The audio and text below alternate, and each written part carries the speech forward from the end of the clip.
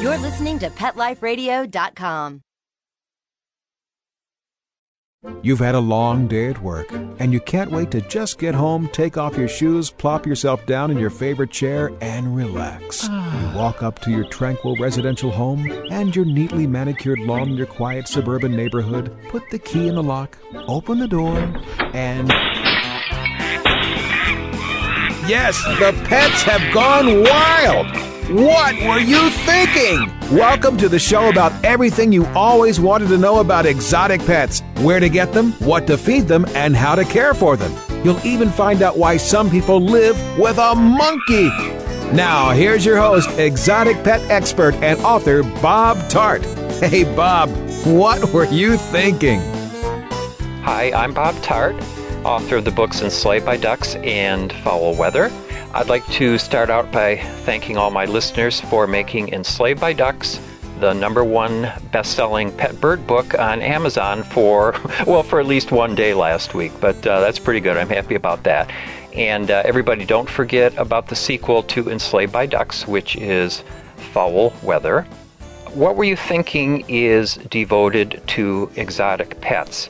And this usually means any pet except a dog or a cat. But let me ask you a question. What could be more exotic than a dog who walks on wheels? Yeah, that's pretty exotic. Our guest this week owns such a dog, and in fact, she has written a wonderful book about her dachshund, Frankie. My guest is Barbara Techel. Barbara, let me introduce you a little bit. Barbara is the author of the multi-award-winning book, Frankie the Walk and Roll Dog. I just love that title. That's great. She wrote the children's book in order to give hope and inspiration to everybody who faces challenges of any kind. Barbara's lifetime love of animals led her to realize that Frankie's paralysis was actually an opportunity. And it's an opportunity for her to spread a positive message. And wait until you read the book, because boy, is this a wonderful book. Barbara receives constant compassionate reactions when she's out with Frankie in her local town in Wisconsin. People are fascinated by the little dog with tires, and they frequently ask Barbara, well, what happened to Frankie? The warmth, kindness, and encouragement from strangers, as well as family and friends, led Barbara to write this, which is her first children's book. And it's done great. Frankie the Walk and Roll Dog has received many awards and honors since being published in 2008. I'm going to list a few of them. It won the National Best Book Award by USA Book News for children's picture books, the Mariel Human Animal Bond Award from Dog Writers Association of America. Did I pronounce that right? You did. Okay. Editor's Choice Award from All Books Review. Indie Excellence Awards finalist, that was Barbara. And also, Frankie has just turned 10, I believe. She will turn 10 on the 20th. Okay, happy birthday, Frankie. And she was inducted, I'm going to have trouble with this. It's Francesca, I got to keep remembering. Yes. Francesca was inducted into the 2009 Wisconsin Pet Hall of Fame. A little bit more about Barbara.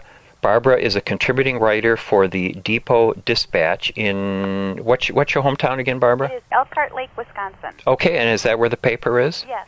All right. And she writes about what she loves best, which is animals. Barbara and Frankie also volunteer as a therapy dog team visiting the elderly, hospitals, and hospice, and we are going to find out more about that. Barbara is also editor for the Elkhart Lake Friends of the Library newsletter, and you've got a website, right? Yes, I do. And the website, the URL is joyfulpaws.com. That's all one word, and that's also a way to get to your blog, isn't it? Correct. Okay, and what is the URL for your blog? Or should people just go to Joyful? You just go to Joyful Paws, and there's a link to my blog right on there. Okay, and you will also find Barbara on Facebook, which is how I met her, and I think we have a friend in common. I think you're friends with Care Ariel Wolf? Yes. Yeah, oh, she's great. Fantastic. Can you tell me a little bit about, let's go way back to the beginning of the story. You had a very nice dog at the time named Cassie. Yes. What kind of dog was Cassie? Cassie was a chocolate lab. Chocolate lab. What motivated you at that point to get a second dog? Well, I had Frankie at the time with Cassie. Oh, you had Frankie all along? Correct. I had Cassie first, and then, I'm trying to think how old. I think Cassie was about 6 when I got Frankie. Okay, so that was my question, was Yeah. you already had Cassie, so did you decide Cassie needed companionship, or what was your thinking? Oh, no, I just decided I needed a dachshund. Okay, well, you're... No good reason for it, I just wanted one. Yeah, you're talking to somebody with too many ducks and geese and hens to count and 5 cats, so I'm with you. You understand. I understand. Why a dachshund? I mean, this is really not a good reason, really, if I'm talking to children. You really need to make sure you know the breed and, that you can take care of it and everything. But I really don't know a good answer to that. In fact, it's kind of funny because my husband said to me, why do you want, a wiener dog? That's the nickname for them. And Right. I said, I don't know, but I just do. And when I look back on everything that's happened in my life since 2004, I really know now that there was a bigger plan at work. Right. I was meant to have her, and she was the one I was meant to have. So you just at some point got the idea in your mind that was the kind of dog you were looking for. I did, and as my husband will attest to, when I get something in my head, I will follow through. I'll follow through with it no matter what it takes. Yeah, good for you. Yeah. And where did you find Frankie? I found Frankie in a town about 2.5 hours away from where I live. And The last one of the litter Mhm. left, and just the cutest little peanut. I really had no plans of taking her home that day when I went to see her, but I fell head over heels in love with her when I saw her, and she just had to come home with me. yeah, what was it that immediately attracted you to Frankie? Oh, that's really hard to say because I am such an animal lover. I mean, I cannot walk down the street and if a dog's coming towards me, I cannot not say hi to that dog and pet that dog and find out about the dog. So it's just in my nature. It's who I am. But, Frankie, I mean, it's hard to resist a little wiener dog puppy. She was quite a little thing then, wasn't she? Yeah, she was about the size of a guinea pig when I brought her home. Oh, good grief. Yeah, little, very cute. Wow. And so for a while, all was well as far as Frankie's health. It was. She was, she was a great dog. She had nothing major happen to her, for like the first 6 years of her life. It was great. And then what happened? Well, Cassie Jo had actually passed away from terminal bone cancer when Cassie was 10 years old. And shortly after that, I did get a yellow lab, Kylie, who's 3.5 now. And interestingly enough, about a month and a half before Frankie's major accident with her back issue, the new little lab puppy chewed apart a rug. And unfortunately, Frankie ate the pieces from the rug that had unraveled. And she almost died at that time. Oh. I had called the vet, and she was rushed into surgery because the yarn was almost winding around her intestines already. And he said I actually saved her life and got her in on time. So that was a month and a half before the spinal injury. I was pretty concerned when that happened because I thought she just had major surgery, and now she's going to go through another major surgery. But obviously she came out very well and is doing extremely well. Yeah, why don't you talk a little bit about what actually happened to her Sure. The back problem? Well, first of all, what I ended up learning is this is actually a disease in the breed. It's called intervertebral disc disease, or for short, they call it IVDD. And because of their long spines, their little discs in their back can degenerate over time. And so Frankie was staying at a kennel here in Wisconsin. My husband and I were on vacation in Florida. And when she was in the kennel, her lab sister Kylie, who was 6 months old at the time, was next to her in a separate kennel. And the kennel owner always keeps a container within the kennel with dog food and extra blankets and things. And what we think happened, we don't know for sure because nobody saw it, but we think Frankie tried to jump up onto that container, and it was tipped over when Yvonne went back out to check on her. And so she hit the cement. Her back end did. It wasn't a big fall. If you think of a Rubbermaid container, it's not that tall. But she wasn't moving her back end at that point. And so you think it was a combination of her having the disc problem? Well, I'm sure it. I believe that Yeah, I believe it's because of the IVDD, and I believe it was just a matter of time when it was going to happen. Mm-hmm. It's unfortunate that it happened at the kennel because the poor kennel owner still has, a hard time dealing with the fact that it happened there, Yeah. even though it's not her fault. This was going to happen. This is very common in the breed, and it just happened to happen there. Right. And so you rushed home from Florida. Yeah, we were there a day. Oh, dear. We had taken 2 days to drive down there, and we're there a day staying with my mom, and got the call actually on Easter Sunday. And we rushed back home. It took us 2 days, but she had to be in the clinic anyways to recoup, so she was in the best place she could be. And did you know at the time that it was pretty serious? Oh, yeah. When I got the call from the vet at the hospital where she was going to have the surgery, the vet at the time said a 10% chance of walking again, even with the surgery. Mm-hmm. So I was pretty crushed, and I really didn't even know if I was going to go through with the surgery at that point because I thought, wow, those are just terrible odds, and I really thought my only option was going to be then to have to put her to sleep. Yeah. And then when the surgeon called back after they did the myelogram, which is a dye they inject into their spines to see where the disc is ruptured, when she called back, she said a 10 to 30% chance. Mm-hmm. Now, that still wasn't too great, but what was, I had a lot of questions going through my head. If Frankie didn't walk again, what was her life going to look like? How would she be? And that's when the surgeon told me about the little dog carts, the little wheelchairs. Because I didn't even know about them at that point. I had no idea. And I couldn't even picture what it would look like, but she said it was similar, like a wheelchair for people, but they're for dogs. Mm-hmm. And she was very confident and assured me that if Frankie didn't walk on her own again, that she would really get along really well in the dog cart and not to worry about that. Now, Frankie was getting some kind of therapy, though, to try and see after the surgery, for a couple weeks she had to not really move at all. We had to, keep her in a crate and so she could heal. But then I did a lot of research on IVDD and found out that physical therapy could help. And the hard part was where I live kind of in a remote area in a small little village of about 1,200 people, and the closest place was about 2 hours away that did physical therapy. And so then I approached my local vet and I said, I'm willing to learn if a vet will teach me some things. So when she was probably about 3 weeks after her surgery, we made the trip to a city about 2 hours from us, and that's where the specialist, she's actually a specialist in spinal injuries. She taught me different things I could do for Frankie. And what kind of effect did that have? Well, unfortunately, it didn't really have any effect. Okay, because I'm asking because there's one part in your book where Frankie's narrating the book, and we'll talk about that because that's marvelous. But Frankie says, I start to use my back legs again. Right. That is after, I'm trying to think, that's about 6 months after she's actually gotten hurt and has had her cart, that she starts to actually try to use her legs again. And what it is she sort of like drags her back end. Mm-hmm.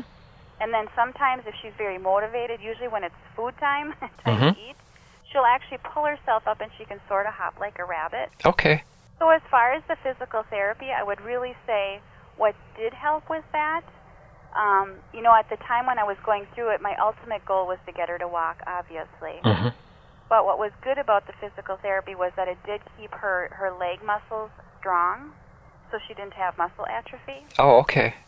And then with getting her the cart, the vet felt that would really encourage her to try and use her back legs. And actually, her cart is more like a therapy cart. And you will sometimes see her back legs move when she's in her cart, and they call that spinal walk.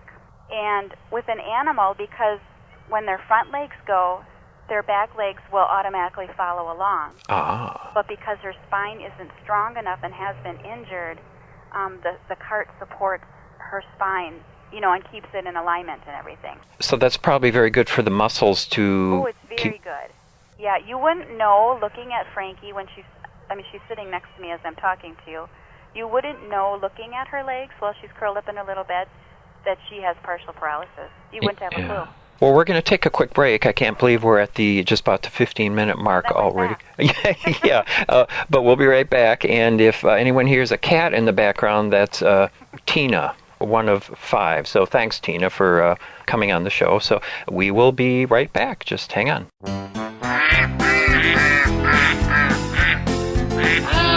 What Were You Thinking? We'll be right back after Bob gets the ducks out of his living room. Don't go away.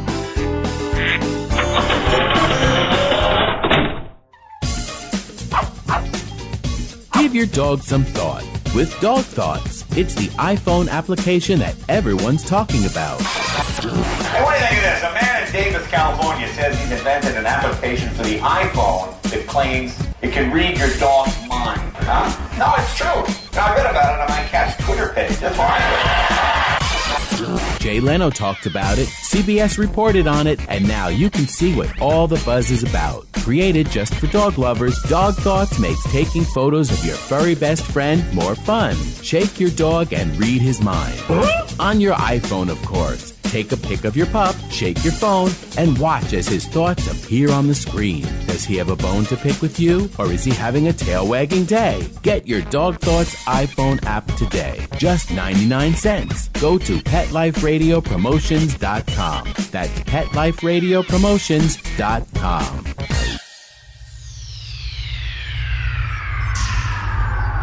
Greetings, humans. What planet am I on? Welcome to Pet Planet. Here's a copy of Pet Planet Magazine, Florida's most informative and fun pet resource magazine. It features heartwarming stories and informative articles from local and national pet experts. Excellent. Pet Planet Magazine offers Operation Planet Rescue, helping rescued pets find new homes. And it's available at 500 locations in South and Central Florida and 24/7 on the internet at PetPlanetMagazine.com. If you're out and about with your pet, you may be featured in Paparazzi, candid pictures of you and your pet. For up-to-date pet-friendly events, activities, and pet-related services and products, Pet Planet Magazine is your final destination. I shall take this magazine home with me. Back to your home planet? No, to my condo in Boca. Pet Planet Magazine. Check them out at www.petplanetmagazine.com or 352-394-8578. It's out of this world. It's time for school for you and your friends, your furry best friends. Train your dog the fun and easy way with Teacher's Pet Sessions. Teacher's Pet host Pia Silvani teaches you step-by-step how to train your dog the fun and easy way. You get 8 30-minute live audio training sessions, complete transcripts of each session, plus a basic training manual to get you and your dog off to a great start. Training begins the moment you bring your dog home. Teacher's Pet Sessions offers positive reinforcement training to shape your dog's behavior and encourages upbeat, enthusiastic responses to ensure that your dog will enjoy learning. Teacher's Pet Sessions dog training is fun at both ends of the leash. So listen, learn, and laugh with your dog with Teacher's Pet Sessions. Get your copy of Teacher's Pet Sessions Volume 1 today. To order, go to teacherspetsessions.com. Hi, this is Pia Silvani, your host. Bring your dog, tug toy, and treats, and get ready to have some fun. teacherspetsessions.com. Coast to coast and around the world, it's Oh Behave with Arden Moore. Find out why cats and dogs do the things they do and get the latest buzz from wagging tongues and tails in Rin Tin Tinseltown.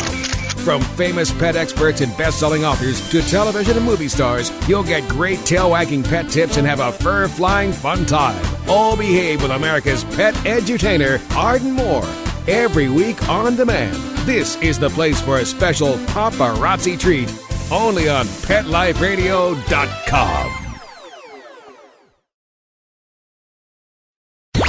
Let's talk pets. Let's talk pets On Pet Life Radio. Pet Life Radio. PetLifeRadio.com.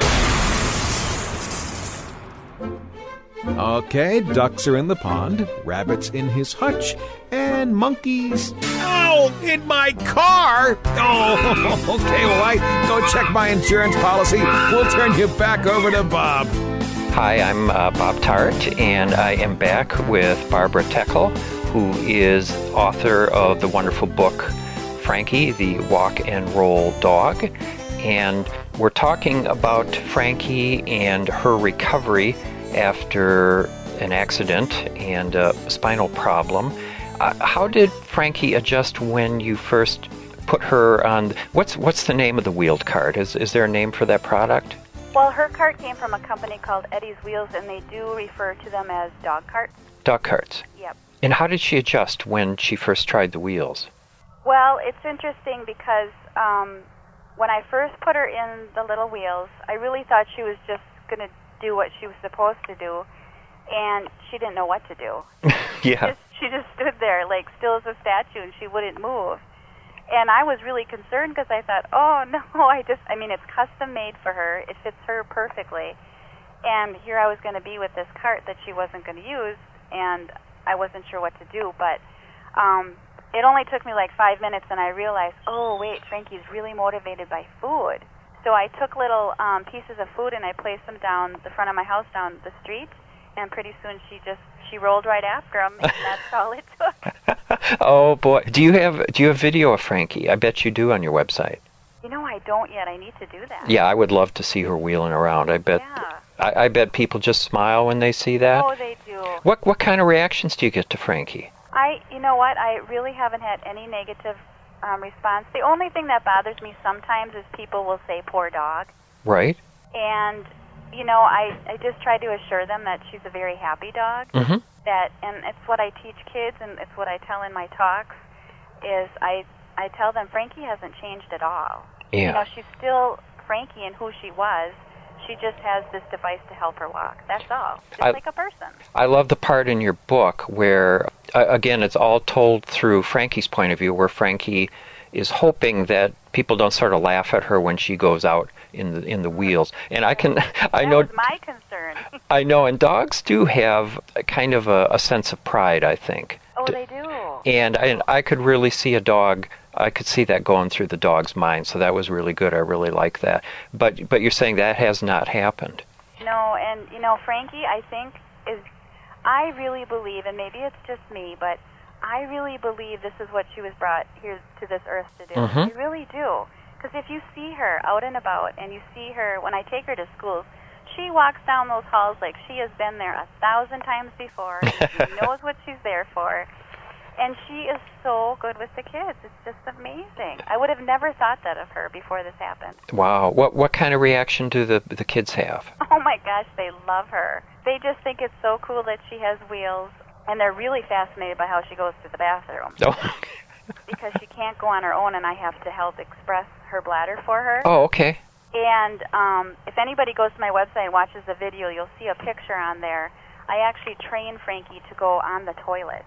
Wow. So the kids think that is so cool. Yeah. And then they want a dog with wheels, and they want a dog that goes to the bathroom on the toilet. Wow, that's surprising.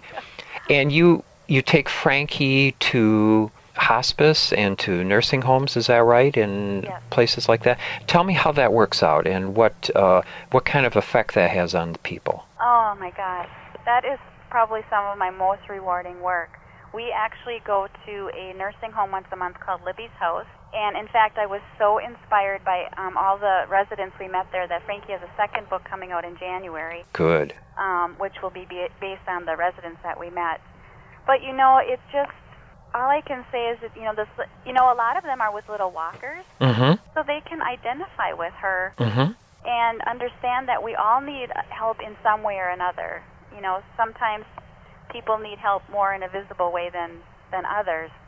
And like going to hospice, that's really where my heart is just knowing that Frankie is providing someone who is in their last days and months just a little bit of joy, for a few minutes.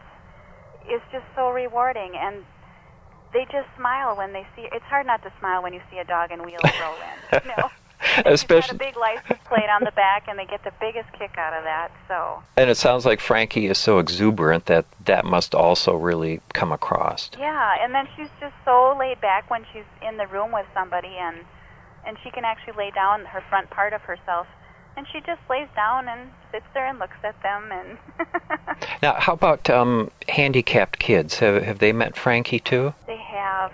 I would think that Frankie would really inspire them. I actually have a great story about that. A little boy named Jackson, 3 years old, met Frankie last Christmas, and he has a form of cerebral palsy, and he had just gotten a new brace that he needed to wear at night, and he was having trouble accepting it.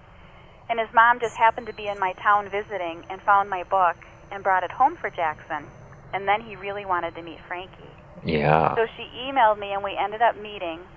And after that meeting, Jackson still talks about Frankie to this day. But what's really cool is he calls his brace his Frankie brace. Wow. So he got it. He's only 3 years old, and he totally understood. And he tells his mom, if Frankie has to wear her brace, I have to wear mine. Yeah. Oh, that's great. Isn't that great? Yeah. You know, the story reminds me of Laura Bachman with Lemon the Duck. Oh, yes. I love that book. Yeah, and she had a similar experience with her duck who couldn't walk. Lemon had neurological problems, it still does, and it's the same thing. She would take, she had a little, not quite a cart, but a little contraption, a sort of a sling for Lemon, and handicapped kids would see Lemon and just get really inspired and think, wow, here's a duck who is a little bit like me in some sense, and you know, just really change the thinking. It does, yeah. How did the book come about? Well, I had been wanting to write a book, and then as I started taking her out and seeing people's reaction, and I would be in my little town. We have a little farmer's market, which is very popular actually, and I would be telling the story, 10, 20 times in 3 hours, and it was interesting because kids were so fascinated by her that they really inspired me. And I knew I wanted to write a children's book. I mean, I knew I wanted to write a book, but I didn't know it was going to be a children's book. That's what I wanted to ask you. Number one is why you decided to do a children's book, and what also fascinates me is why you picked Frankie's point of view. Oh, I'll tell you why I picked Frankie's point of view. It's kind of funny. Number one, I was really chicken to write a book and thought, because I had never done it before. But you write a column. I do. I had been doing that for about 3 years. I only started writing about 4 or 5 years ago. So I didn't have the confidence level that I probably needed. And in order to take the pressure off myself, I thought to myself, well, first of all, I knew I had to write the book. I knew if I didn't, I would regret it at the end of my life, and I couldn't let that happen. I felt really strongly about it. And then when I thought, okay, I got to get a mindset here that, yes, I can do this. I know I can do this. Even if only one person ever reads this story, it'll be worth it. So then I thought, well, who better to tell the story than Frankie? Right. So then I just pretended I was her, and it was, I'm not going to say it was easy, but it took the pressure off me. And I know maybe that sounds kind of funny, but no, I get it. It helped me. It takes one of the blocks away, doesn't it? Yeah, exactly. Because one thing that I kept thinking when I was reading it is that your difficulties as Frankie's owner, if that's the word, those aren't in the book. It's just all about Frankie. And I thought that's pretty interesting. Well, that little dog's been through a lot, and I have learned so much from Frankie that, I mean, at the beginning there was maybe a day in there where I did feel sorry for myself and everything her and I were going through. But I also decided that I had a choice. I could be mad about this or sad about this for the rest of my life, but that wasn't going to change the outcome. Mm-hmm. So, it was really up to me to look for the blessing in why this happened to her. And I just feel like I owe her so much. Like this really has been a huge blessing in my life. It has turned out more than I ever thought it would be. It's been just amazing. So what do you think you've learned specifically from Frankie? One of the biggest things I've learned is we're always going to have challenges, and we have a choice. We always have a choice as to how we're going to look at that challenge. And it's amazing to me when you decide to look at a challenge in a positive way, to think, okay, how am I going to learn and grow from this challenge? Because we aren't given them to be punished. And it's amazing when you start to look at things that way, how different your life really can be. And I observed that from Frankie because she never felt sorry for herself through everything. Yeah, I'm always amazed by animals, how the worst things can happen to them, and instead of them dwelling on that or even being conscious of it so much, is that they just accept that, okay, that's where I am now, and here I go. and they move on. We had a cat named Mooby who had a tumor on her shoulder. Luckily, it was small enough that it could just be removed, but she had to wear one of those Elizabethan collars on her head for a while. And if you know what those are, and so she had this big plastic funnel on her head. And in the beginning, it was just terrible for her. She couldn't take 2 steps without it getting caught in the carpet. When she would try and walk up the stairs, it was like every stair was a wall. Right. Every step she had to lift her head over it. And also if she went under the dining room table, she would get stuck in the chairs. But the thing that was hilarious was not only did she master the collar, but within a week or so, she started using it as a tool. So Linda and I would be still sleeping in the morning, and suddenly we would hear a banging on the bedroom door. And she was banging the lip of the collar on the door to wake us up. Oh. And when she liked to pretend she couldn't eat out of her bowl and that I had to hold it for her. So that this is in the book I'm writing called The Funnel of Happiness. This became not a impediment, but this became her funnel of happiness because so many good things seem to flow through that, and I'm just amazed by the way animals are about these things. Yeah, they very much overcome adversity it's no big deal, and I really believe that's why we have animals. Yeah, that's why God made them and we just have to be open to what they're teaching us. I really believe that. And I was just going to ask you what kind of advice you have for people with disabled pets, and I think you just gave me the advice, but... Yeah. Well, I think, the reason I do what I'm doing is because I was uneducated about, disc disease and everything, but I just want people to know that there's options out there that, putting the animal to sleep really should be the last option, if at all possible. And... the carts are a great option for these dogs. I also get a lot of emails from people who have really interesting experiences about an animal, and they want to write a book. And you did it, and I'm wondering what kind of response or advice that you would have for people who want to write a book about their animal. Oh, I have a great piece of advice for that. You have to make sure that you are so passionate about this that it is going to drive you through those days that are some hard days. I mean, I do everything for my book. I market it, I get out there and talk. I mean, I live it and breathe it 24 hours a day. Yeah, you are so good at that. Well, I'm so passionate about it, and I've read this before too, and I really didn't understand it at the beginning when I was looking at doing this. But I'm telling you, you've got to really, really believe in what you're doing to carry you through, because writing a book and getting it out there is a lot of work. Yeah. Writing it is easy. Getting it out there can be a little bit challenging. Yeah, in many ways that's the hard part, isn't it? Yeah, but it's there's so many. I've had so many rewarding days, and those just keep pushing me forward. Yeah. Well, thank you so much for coming on the show. I really appreciate it. Let's give your website again. It is joyfulpaws.com, and I'm going to spell that because you can spell paws different ways. It's JOYFULPAWS. And is that the best place for people to get the book, Frankie the Walk and Roll Dog? Absolutely, it's on there. It's also available through Amazon. I know a lot of people like to shop that way too, so it's on there as well. And let me say again what a wonderful book it is. Let's give your illustrator a plug too, because she did it's such wonderful. A colorful book. Yes, Victoria K. Leffring. She's working on Frankie's second book right now. Oh, I can't wait. I can't wait for that. And when is that coming out? I hope January of 2010. Okay. Barbara, thank you so much. I really appreciate you talking to me. And if anybody wants more information, please check the website, Barbara's website, which we just gave you. But you can also go to petliferadio.com and go to my show, What Were You Thinking? And you will see a photo of Barbara and Frankie and information there.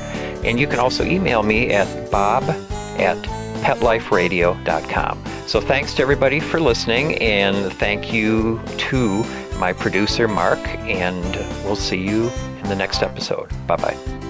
thinking about buying a monkey? How about a ferret or a skunk? Then check out the show that will answer the burning questions. Where do you get them? What do you feed them? How do you take care of them? And most of all, what were you thinking? With exotic pet expert and author Bob Tart.